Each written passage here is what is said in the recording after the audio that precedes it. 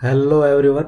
तो जैसे कि हमने पिछले वीडियो में पढ़ा था what is forensic ballistics, what is ballistics और बैलिस्टिक के जो है फादर कौन है। तो आज हम जो बात करने वाले हैं हम उससे आगे की तरफ बात करने वाले हैं। तो आज हम क्या पढ़ेंगे, तो चलिए इस वीडियो को शुरू करते हैं और हम जो आगे की चीज़ें उनको पढ़ते हैं। तो सबसे पहले आप सभी को मेरा नमस्कार। तो चलिए शुरू करते हैं हम अगली वीडियो को। तो आज हम जो पढ़ने वाले हैं वो है types of ballistics based on their mechanism. तो क्या है टाइप्स ऑफ बैलिस्टिक्स और कैसे कैसे टाइप्स होते हैं और क्या उनके चीज अंदर जो चीज़ें होती है वो क्या होती है। तो आज हम उन्हीं को पढ़ने वाले हैं। तो यहाँ पर हम देख सकते हैं कि जो टाइप्स ऑफ बैलिस्टिक है यहाँ पर मैकेनिज्म के बेस पे 3 टाइप्स होते हैं बैलिस्टिक के। पहला है इंटरनल बैलिस्टिक्स, दूसरा है external ballistics and third one is the terminal ballistics. तो हमारे पास ये 3 टाइप्स के बैलिस्टिक्स होते हैं on the based of mechanism. तो सबसे पहले अगर हम बात करते हैं इंटरनल मैकेनिज्म की या इंटरनल बैलिस्टिक्स की। तो इंटरनल बैलिस्टिक्स क्या होता है कि जब हमारे पास यहाँ पर एक बुलेट है, जैसा आप ये देख पा रहे हैं, और यहाँ पर ये बुलेट लीव कर रही है, ठीक है। तो जब हमारे पास एक फायर आर्म है और जब फायर आर्म के अंदर में ट्रिगर को पुल करते हैं, ठीक है, और ट्रिगर को पुल करने से लेकर के जो बुलेट है वो जब मजल एंड को लीव करती है किसी फायर आर्म के, ठीक है, जैसे कि यहाँ पर ये जो है जो बुलेट है वो एग्जिट कर रही है मजल एंड से। तो इसके एग्जिट करने से पहले पहले तक का जो भी मैकेनिज्म होता है ना एक किसी फायरआर्म के अंदर, उसको हम इंटरनल बैलिस्टिक्स बोलते हैं। और उसके बाद जैसे यहाँ से मजल एंड से बुलेट जो है लीव करती है और जब वो टर्मिनल पॉइंट या फिर जो भी टारगेट है उसको हिट करती है, तो हिट करने तक as soon as hits the target, ठीक है, तो उसको हम बोलते हैं एक्सटर्नल बैलिस्टिक। जो भी हमारे पास जो भी फ्लाइट के अंदर जो भी चीज़ें होती है एक बुलेट के साथ, वो सारा एक्सटर्नल बैलिस्टिक के अंदर आता है। फिर हम बात करते हैं टर्मिनल बैलिस्टिक की। तो जैसे ही जो बुलेट है वो टारगेट को हिट करती है और जो भी उसके बाद जो भी फेनोमेना होता है, जो भी चीज़ें होती है, उसको हम टर्मिनल बैलिस्टिक पढ़ते हैं, ठीक है। और अब हम इन चीज़ों को जो है वो सेपरेटली हम ये एक माइंड अप के लिए था कि क्या चीज़ें होती है, बट अभी हम इन चीज़ों को डिटेल में थोड़ा सा जान लेते हैं कि क्या क्या चीज़ें होती है। तो सबसे पहले अगर बात करें इंटरनल बैलिस्टिक्स की, ठीक है, तो internal ballistics is the mechanism of firearm inside the firearm from pulling the trigger and up to projectile leaves the muzzle end. जैसा कि मैंने आपको यहाँ पर दिखाया भी है कि जैसे ही हम ट्रिगर पुल करते हैं, ठीक है, यहीं पर वही चीज़ बताई गई है कि जैसे हम ट्रिगर को पुल करते हैं तो ट्रिगर पुल करने से लेकर के और बुलेट मजल एंड को लीव करे तब तक का जो भी इंटरनल मैकेनिज्म, इंटरनल फेनामिना होता है किसी भी फायर आर्म के अंदर, उसी को हम बोलते हैं इंटरनल बैलिस्टिक्स।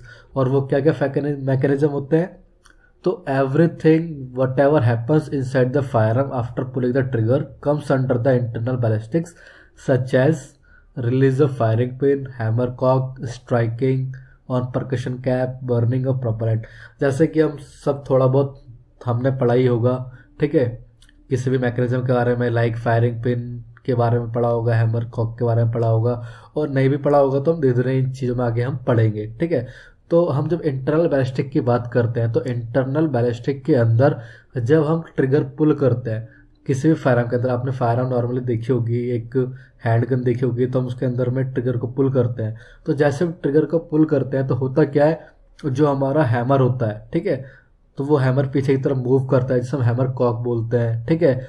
हमारे फायर आर्म के अंदर एक फायरिंग पिन होती है, वो रिलीज होती है, और वो फायरिंग पिन जो होती है वो रिलीज होती है और फिर वो स्ट्राइक करती है परकशन कैप पर, ठीक है, जिसकी वजह से फर्दर बहुत सारे फेनोमेना होते हैं जिसमें बर्निंग ऑफ प्रोपेलेंट होता है, ठीक है, प्राइमरी कैप से जो भी प्राइमर्स होते हैं वो बर्न होते हैं, इग्नाइट होते हैं।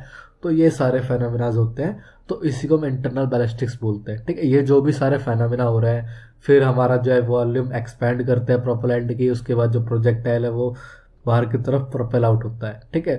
तो ये सारा फेनोमेना क्या हमारा इंटरनल बैलिस्टिक्स होता है। ये सारी चीज़ें फर्दर डिटेल्स में पढ़ेंगे एक एक पॉइंट्स को आगे चल करके डिटेल्स में।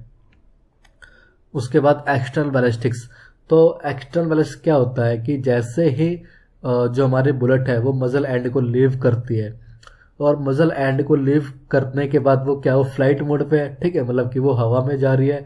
अब हम जैसे ही यहाँ से आप देख पा रहे हो एक स्ट्रेट लाइन है, मतलब आपने यहाँ से बुलेट को इस डायरेक्शन में शूट किया हुआ है, ठीक है, तो ये लाइन ऑफ डिपार्चर है। यहाँ से इसको लाइन ऑफ डिपार्चर के लिए इस लाइन पे इसको डिपार्ट होना था, लेकिन होता क्या है कि कुछ एक्सटर्नल फैक्टर्स बुलेट के ऊपर काम करते हैं जो कि बुलेट को करते हैं धीरे धीरे नीचे की तरफ डेविएट करते हैं, ठीक है।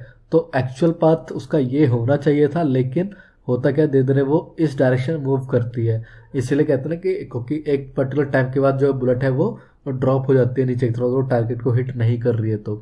ठीक है, तो वो चीज़ें, अब वो कौन से फैक्टर्स हैं, ठीक है, जैसे कि ग्रेविटी मूव कर रही है, फ्रिक्शंस मूव कर रहा है, ठीक है, बेस ड्रैग मूव कर रहा है, तो ये सारी चीज़ें जो भी है, ठीक है, angle of deviation, angle of drift, जो ये सारी चीज़ें होती हैं वो एक एक्सटर्नल बैलिस्टिक के अंदर में आता है। ठीक है, तो ये सारी चीज़ें हम एक्सटर्नल बैलिस्टिक के अंदर कंक्लूड करते हैं, और ये सारी चीज़ें भी हम वन बाय वन चीज़ों को पढ़ेंगे। आज हम बेसिकली हम ये बता रहे हैं कि कितने टाइप्स की बैलिस्टिक्स होती है और उनके अंदर क्या क्या पॉइंट आते हैं, लेकिन वो जो पॉइंट आते हैं उनको डिटेल में फर्दर स्टडी करेंगे अपने अपकमिंग वीडियोस में। ठीक है, तो आज हम सिर्फ ये छोटे छोटे बात कर रहे हैं। तो बेसिकली एक्सटर्नल बैलिस्टिक की हम बात करेंगे तो हम उसके ट्रेजेक्टरी पाथ की स्टडी को ही हम एक्सटर्नल बैलिस्टिक करते हैं। ट्रेजेक्टरी पाथ मीन्स जब जो बुलेट है, ठीक है, या फिर जो प्रोजेक्टाइल है, जैसे ही वो मदर लैंड से निकलता है और टारगेट को हिट करता है, तब तक वो क्या है, वो जो ट्रेजेक्टरी पाथ, मूवेबल पाथ है, जब वो हवा में है, ठीक है, उसके जो भी चीज़ें होती हैं उस टाइम पर पे,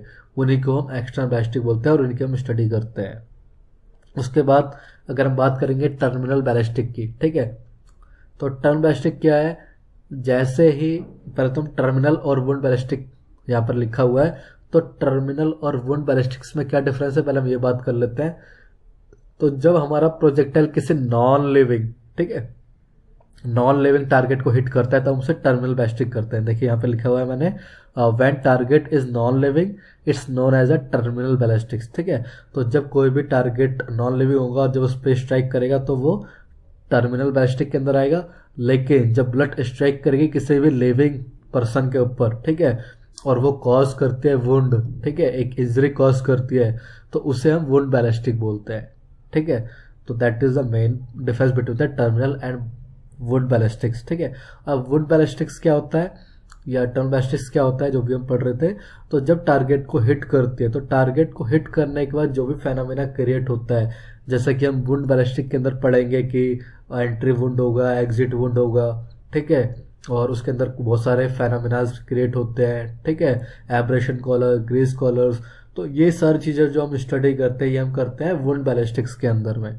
ठीक है, तो ये सारा हो गया। तो आज जो हमने पढ़ा बेसिकली हमने चीज़ें कंक्लूड करी हैं कि इंटरनल बैलिस्टिक क्या होता है, टर्मिनल बैलिस्टिक क्या होता है और वुंड बैलिस्टिक क्या होता है, बट इनको हम डिटेल में फर्दर स्टडी करेंगे।